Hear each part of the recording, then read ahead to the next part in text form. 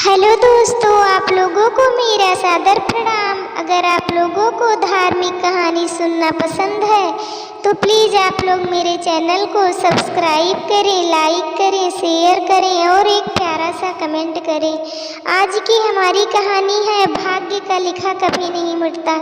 इसका भाग्य किसी चैनल पर है जिसमें पंडित जी ने महाकाल से अपनी मृत्यु के बारे में जानने की इच्छा की थी। आज उसी का भाग 2 है जिसमें महाकाल ने पंडित जी को बताया था कि तुम्हारी मृत्यु फांसी से होगी। पंडित के मन में स्वयं की मृत्यु के बारे में जानने की इच्छा हुई और व्यक्ति, वस्तु या घटना के संदर्भ में सोचने, समझने और देखने का समय ही नहीं होता। पंडित ने कहा, क्या तुम बता सकते हो कि मेरी मृत्यु कब और कैसे होगी? तो महाकाल ने कहा, हालांकि किसी सामान्य जीव को यह जानना ठीक नहीं है, क्योंकि कोई भी जीव अपनी मृत्यु के बारे में जानकर दुखी ही होता है, लेकिन तुम ज्ञानी व्यक्ति प्रतीत होते हो और अपने मित्र की मृत्यु को तुमने जितनी आसानी से सहन कर लिया है, उसे देखकर लगता है कि तुम अपनी मृत्यु के बारे में जानकर भी दुखी नहीं होंगे। इसलिए मैं तुम्हें बता देता हूँ कि तुम्हारी मृत्यु आज से ठीक 6 महीने बाद आज के ही दिन किसी दूसरे राज्य में फांसी लगने से होगी। और सबसे आश्चर्य की बात यह होगी कि तुम स्वयं खुशी से फांसी को स्वीकार कर लोगे। इतना कहकर महाकाल जाने लगा, क्योंकि महाकाल का पंडित के साथ चलते रहने का अब कोई कारण नहीं था।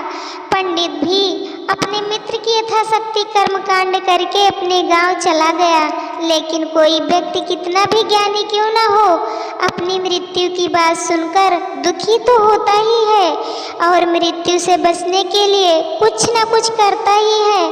तो पंडित ने भी किया। पंडित विद्वान था, इसलिए उसकी ख्याति उस राज्य के राजा तक थी। उस पंडित ने सोचा कि राजा के पास तो कई ज्ञानी मंत्री हैं, वह मेरी मृत्यु से संबंधित समस्या का कोई न कोई हल निकाल ही लेंगे। पंडित यह सोचते हुए राज दरबार में पहुंच जाता है और उसने वहां जाकर राजा को सारा वृत्तांत सुनाया। राजा ने यह बात अपने मंत्रियों को बताई और उनसे सलाह मांगी। अंत में सभी ने विचार विमर्श करके कहा कि अगर पंडित की बात सही है तो यह तो निश्चित है कि उसकी मृत्यु 6 महीने के बाद ही होगी, लेकिन मृत्यु तब होगी जब वह दूसरे राज्य में जाएगा। यदि वह दूसरे राज्य में जाएगा ही नहीं तो मृत्यु भी नहीं होगी। मंत्रियों की यह सलाह राजा को भी ठीक लगी। बहुत सोच समझकर राजा ने पंडित के रहने की व्यवस्था महल में ही कर दी और राजा के आदेश के बिना उस पंडित से किसी को भी मिलने नहीं दिया जाता था। लेकिन पंडित कहीं भी आ जा सकता था ताकि पंडित को यह न लगे कि वह राजा की कैद में है। परंतु पंडित डर के कारण स्वयं ही कहीं आता जाता नहीं था। धीरे धीरे पंडित की मृत्यु का समय नज़दीक आने लगा और वह भी दिन आ गया जिस दिन पंडित की मृत्यु होने वाली थी। पंडित अपनी मृत्यु को लेकर बहुत चिंतित था, इसलिए उस दिन पंडित डर के मारे जल्दी ही सो गया ताकि जल्दी से वह रात बीत जाए और अगला दिन आ जाए तो मृत्यु टल सके। लेकिन पंडित को स्वयं नींद में चलने की बीमारी थी और इस बीमारी के बारे में वह स्वयं भी नहीं जानता था। अतः राजा के किसी वैद्य को बताने का तो प्रश्न ही नहीं उठता। उसी रात पंडित को नींद में चलने का दौरा पड़ा। वह उठा और जेल से निकलकर अस्तबल में गया। पंडित राजा का खास मेहमान था, इसलिए किसी पहरेदार ने भी उसे नहीं रोका और न ही किसी तरह की पूछताछ की।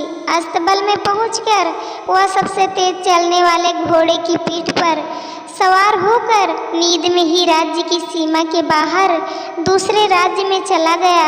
इतना ही नहीं, वह दूसरे राज्य के राजमहल पहुंच गया और उस महल के पहरेदार ने भी उसे नहीं रोका और न ही कोई पूछताछ की। सभी लोग रात्रि के अंतिम पहर होने के कारण नींद में थे और वह पंडित सीधे राजा के शयन कक्ष में पहुंच गया जहां राजा और रानी सो रहे थे। वहां पंडित भी जाकर लेट गया। सुबह हुई तो राजा ने पंडित को रानी के बगल में सोया हुआ देखा, जिससे राजा बहुत क्रोधित हुआ और पंडित को गिरफ्तार कर लिया गया। पंडित को तो कुछ समझ में ही नहीं आ रहा था कि आखिर दूसरे राज्य में और राजा के शयन कक्ष में वह कैसे पहुंच गया। लेकिन वहाँ यह सब सुनने वाला कौन था? राजा ने पंडित को दरबार में हाजिर करने का हुक्म दिया। कुछ समय बाद पंडित को दरबार में लाया गया। कुछ समय बाद राजा का दरबार लगा, जहाँ राजा ने पंडित को देखा और देखते ही क्रोधित होकर पंडित को फांसी पर चढ़ा देने का आदेश सुना दिया। फांसी की सजा सुनकर पंडित कांप गया, फिर भी कुछ हिम्मत कर उसने राजा से कहा कि मैं यह नहीं जानता हूँ कि मैं राजमहल में कैसे पहुँचा, और यह भी नहीं जानता हूँ कि मैं आपके शयन कक्ष में कैसे आया, और आपके राज्य के किसी पहरेदार ने मुझे रोका क्यों नहीं। लेकिन मैं इतना जानता हूँ कि आज मेरी मृत्यु होनी थी और अब सच में होने जा रही है। राजा को यह बात थोड़ी अटपटी लगी। उसने पूछा, तुम्हें कैसे पता कि आज तुम्हारी मृत्यु होनी है? तुम कहना क्या चाहते हो? राजा के इस सवाल के जवाब में पंडित ने महाकाल से मिलने की कहानी बता दी और कहा कि महाराज, मेरा क्या किसी भी सामान्य व्यक्ति में इतना साहस नहीं है कि वह राजा के शयन कक्ष में राजा की उपस्थिति में रानी के पास चला जाए और सो जाए। राजा को पंडित की बात में थोड़ी सत्यता दिखाई दी, परंतु उसने सोचा यह मृत्यु से बचने के लिए महाकाल और अपनी मृत्यु की भविष्यवाणी का बहाना बना रहा है। इसलिए राजा ने पंडित से कहा, यदि तुम्हारी यह बात सत्य है और आज तुम्हारी मृत्यु का दिन है जैसा कि तुम्हें महाकाल ने कहा था, तो तुम्हारी मृत्यु का कारण मैं नहीं बनूंगा। लेकिन अगर यह बात झूठी निकली तो निश्चित ही आज तुम्हारी मृत्यु का दिन होगा, क्योंकि पड़ोसी राज्य का राजा उसका मित्र था। उसने तुरंत सैनिकों के हाथ दूसरे राज्य के राजा को पत्र भेजा और पंडित की बात की सत्यता का प्रमाण मांगा।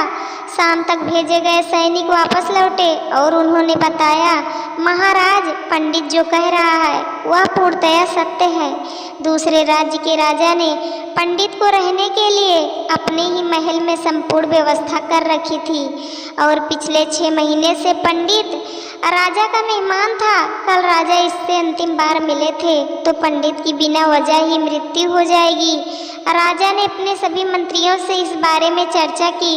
सभी मंत्रियों ने सुझाव दिया कि महाराज, पंडित को एक कच्चे सूत से फांसी लगवा दें। इसके बाद इस राज्य में यह कैसे पहुंचा, इसकी जानकारी किसी को नहीं है। इसलिए उस राज्य के राजा के अनुसार पंडित को फांसी की सजा देना उचित नहीं है। लेकिन राजा के लिए एक नई समस्या आ गई, क्योंकि उसने बिना कुछ जाने ही पंडित को फांसी की सजा सुना दी थी। इसलिए अगर दंड फांसी नहीं दी जाए तो राजा के कथन का अपमान हो जाएगा, और अगर राजा के द्वारा दी गई सजा का मान रखा जाए, इससे आपके कथन का भी मान रह जाएगा और कच्चे सूत के धागे से पंडित को फांसी नहीं लगेगी और उसके प्राण बच जाएंगे। राजा को यह सुझाव अच्छा लगा। उसने ऐसा ही आदेश सुना दिया। पंडित के लिए कच्चे धागे के सूत का फांसी का फंदा बनाया गया और नियम के अनुसार पंडित को फांसी पर चढ़ाया जाने लगा। सभी लोग खुश थे कि ना तो पंडित मरेगा और ना ही राजा का वचन झूठा पड़ेगा। पंडित को भी विश्वास था कि सूत के धागे से तो उसकी मृत्यु हो ही नहीं सकती, इसलिए वह भी खुशी खुशी फांसी पर चढ़ने को तैयार था, जैसा कि महाकाल ने उसे कहा था। लेकिन जैसे ही पंडित को फांसी दी गई, सूत का धागा तो टूट गया, लेकिन टूटने से पहले उसने अपना काम कर दिया था। पंडित के गले की नस सूत के धागे से कट चुकी थी और पंडित जमीन पर पड़ा तड़प रहा था। हर धड़कन के साथ उसके गले से खून की फुहार निकल रही थी और देखते ही देखते पंडित का शरीर पूरी तरह शांत हो गया। सभी लोग आश्चर्यचकित थे, पंडित को मरते देख रहे थे। किसी को विश्वास ही नहीं हो रहा था कि इस कमजोर से धागे से किसी की मृत्यु हो सकती है, लेकिन घटना घट चुकी थी। नियत ने अपना काम कर दिया था। जो होना होता है वह होकर ही रहता है। हम चाहे जितनी भी सावधानियां बरते, जितना भी उपाय कर ले, लेकिन हर घटना और घटना की पूरी प्रणाली पहले से ही तय होती है, जिसे हम थोड़ा सा भी इधर उधर नहीं कर सकते। इसलिए ईश्वर ने हमें भविष्य जानने की क्षमता नहीं दी है, ताकि हम अपने जीवन को ज़्यादा बेहतर ढंग से जी सकें। और यही बात उस पंडित पर भी लागू होती है। यदि पंडित ने महाकाल से अपनी मृत्यु के बारे में न पूछा होता तो 6 महीने राजा की कैद में डर डर कर जीने की बजाय ज़्यादा बेहतर जीवन जीता। दोस्तों, आप लोगों को ये कहानी कैसे लगी, आप लोग कमेंट करके ज़रूर बताना। चैनल को सब्सक्राइब करना, वीडियो को लाइक करना, शेयर करना। वीडियो को अंत तक देखने के लिए आप लोगों का धन्यवाद।